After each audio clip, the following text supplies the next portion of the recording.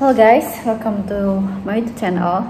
Jadi minggu kemarin itu aku habis ikut rapat ke sekolahnya adik aku dan aku merangkum beberapa catatan yang aku tulis di buku ini karena menurut aku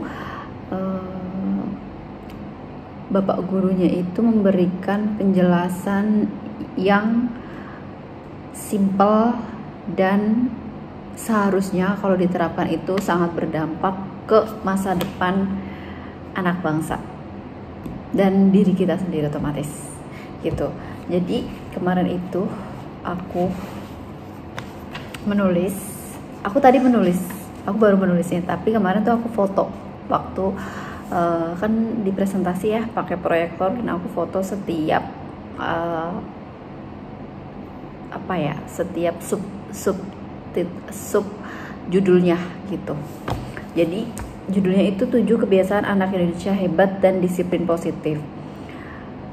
Menurut aku tiang selain orang tua di rumah untuk ngebangun generasi muda Indonesia ataupun diri kita sendiri nih, guru itu adalah contoh yang harus kita teladani gitu. Guru adalah ya pahlawan buat kita, karena setiap hari berarti kurang lebih kan dari, kalau anak sekolah itu dari jam 7 sampai jam 2 lah ya, jam 2 siang kita tuh bersama guru kita di lingkungan sekolah gitu. Kalau buat anak-anak sekolah gitu, beda sama kita ini yang sudah bekerja gitu.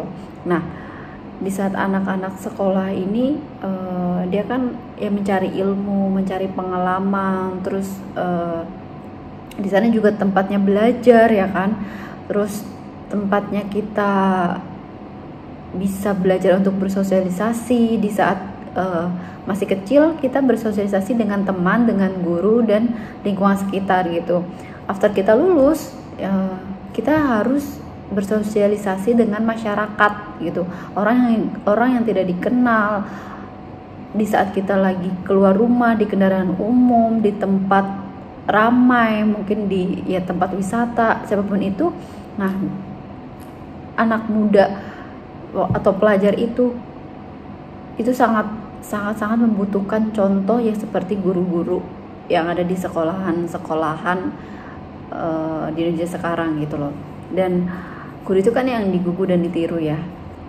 Menurut aku tuh penting banget buat anak zaman sekarang tuh belajar yang giat untuk cita-cita dan tujuan yang diinginkan untuk kehidupan yang lebih baik lagi begitu.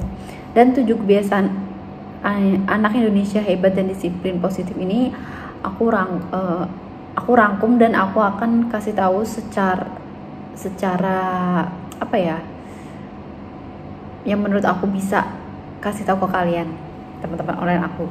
Jadi 7 kebiasaan itu adalah bangun pagi emang kalau belum dibiasain emang susah banget ya kan.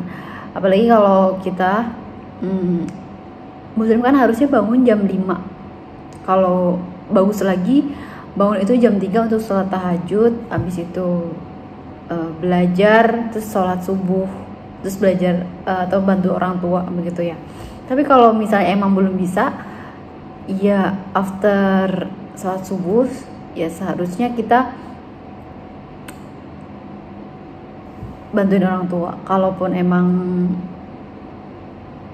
nggak bisa banget tuh, biasanya kayak tidur lagi. Tapi menurut aku emang yang bener-bener ya, meskipun aku juga terkadang tuh habis sholat subuh tidur lagi, tapi emang bangun pagi tuh sangat-sangat bikin otak kita tuh fresh.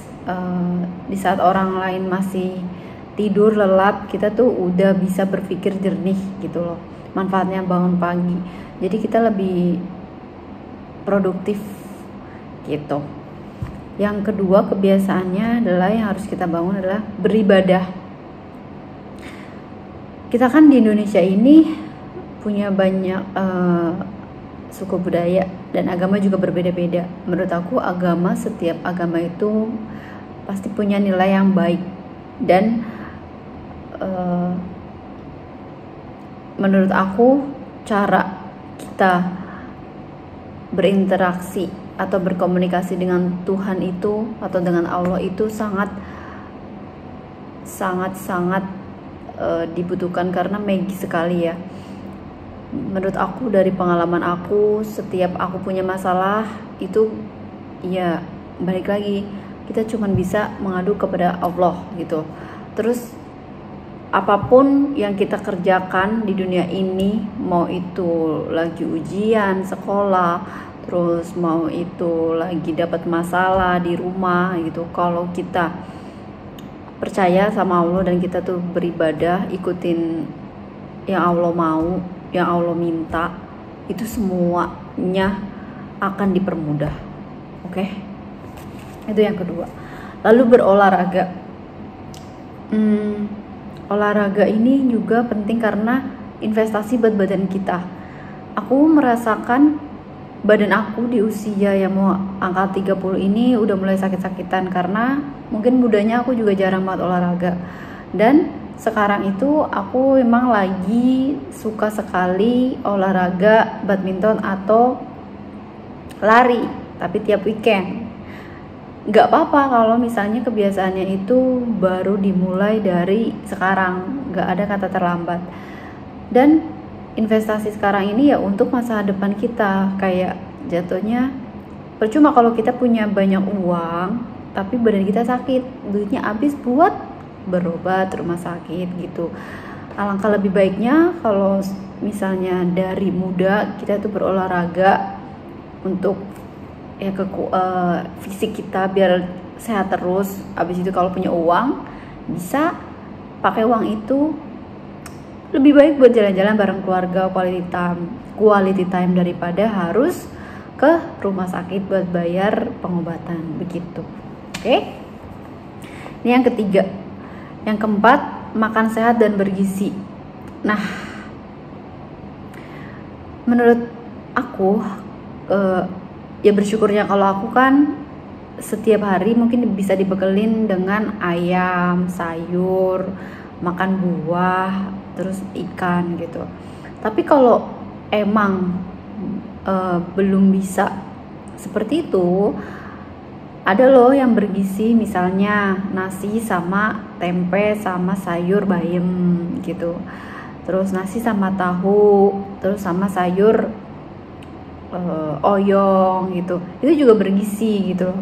Nah, makan sehat dan bergizi ini menurut aku juga jangan keseringan makan jajan yang micin, yang tepung gitu. Tapi kita boleh makan seperti itu. Menurut versi aku dan yang aku dengar dari dokter-dokter itu, yang penting jangan berlebihan gitu. Jadi kita tahu takarannya buat jajan, buat makan jorok itu gitu. Kalau makan sehat dan bergizi itu di badan juga enak, terus nggak bikin kita sakit perut lah, terus pusing lah, terus tiba-tiba batuk lah, dan lain sebagainya gitu ya. Makan sehat dan bergizi. Ini yang keempat tadi. Terus lalu yang kelima, kebiasaannya adalah harus gemar belajar. Aku dulu juga nggak terlalu suka belajar waktu sekolah. Terus aku juga dulu pernah ya gagal ujian, tapi bersyukurnya punya atau ada kesempatan jadinya jadi suka belajar gitu, punya kesempatan untuk mengulangi ujian tersebut, dan aku jadi lebih suka belajar. Gimana sih caranya gemar belajar? Menurut aku di sini apapun hal positif itu emang susah kalau tidak dibiasakan. Jadi kita harus terbiasa dulu, harus kenal kayak capek-capeknya dulu belajar, baru nanti terbiasa. Kayak jatuhnya awalnya aku nggak suka baca buku, tapi karena terbiasa setiap malam aku kurang lebih baca 1 atau 2 lembar, jadi kebiasaan tuh baca buku gitu.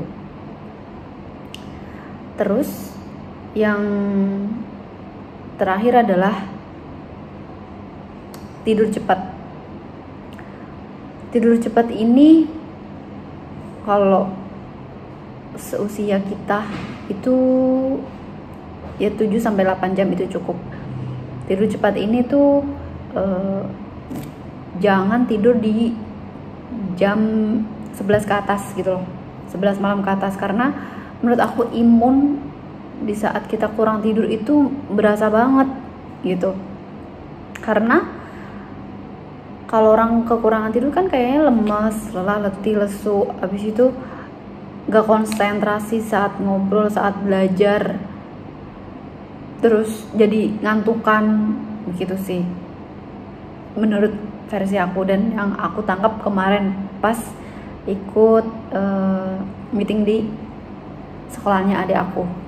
Nah, kebiasaan-kebiasaan ini akan berdampak besar kalau dilakuin dari sekolah, dari zaman kita sekolah, maksudnya dari saat kita masih kecil gitu. Karena kebiasaan-kebiasaan ini emang harus dilakukan, karena kebiasaan baik ini terkadang tuh mudah terkontaminasi kalau kita tuh dapat lingkungan yang kurang baik atau toksik atau yang nggak sehat, atau ketemu teman yang sukanya main terus. Kalau kitanya nggak kuat dengan kebiasaan habit baik ini, kita tuh akan ikut gitu loh. Kalau punya teman yang suka main, nggak punya habit yang bagus gitu, itu cepet banget nularnya gitu. Makanya menurut aku sekolah-sekolah yang meskipun ini tuh kan gitu memanggil orang tua, wali 1 jam gitu, untuk setengah jam untuk mengingatkan kembali gitu orang tuanya, biar di rumah juga sambil mengingatkan anaknya, ayo bangun pagi, beribadah, berolahraga, makan sehat, gemar belajar, tidur cepet. Karena tuh nanti habit ini tuh dibawa setelah lulus sekolah gitu loh. Nanti berasanya abis lulus sekolah tuh gimana gitu ya. Menurut aku 7 kebiasaan anak Indonesia hebat dan disiplin ini sangat positif sekali dan harus disebarluaskan sih guys. Karena sekarang kan pakai media sosial itu mudah sekali ya. Takutnya tuh anak-anak zaman sekarang jadinya salah searching apa, keluarnya apa gitu. Itu serem banget sih menurut aku.